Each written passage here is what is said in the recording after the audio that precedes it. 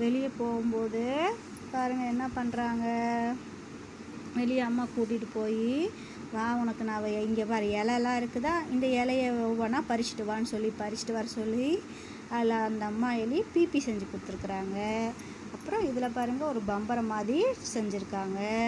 அப்புறம் ஒரு தொட்டாங்குச்சி இருக்குது பார்த்தியா, நம்ம தேங்காய் திருவி வேஸ்ட்டாக இருக்கும் பார்த்தியா, அந்த தொட்டாங்குச்சியில் கப்பல் மாதிரி செஞ்சு அதில் ஒரு சக்கரை மாதிரி செஞ்சு அதை வச்சு இழுத்துட்டு போகிறாங்க. அந்த மாதிரி ஒரு விளையாட்டு சொல்லியிருக்காங்க.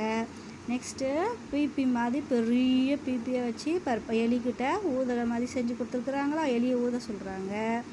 அடுத்து ஒரு பெரிய மரக்கட்டை எடுத்து அதில் போட்டிங் போகிறாங்க.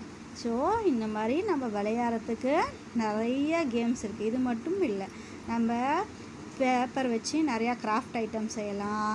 அப்புறமேட்டு கல் வச்சு அதை இப்படி தட்டி தட்டி விளையாடலாம்.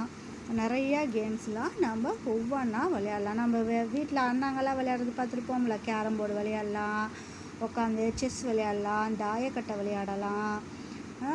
ஓகேவா, பரமபதம், இந்த மாதிரி நிறைய கேம்ஸ் இருக்குது. நம்ம நிறையா கேம்ஸ் அதே மாதிரி விளையாடுவோம். ஓகே, பாய் குட்டீஸ்.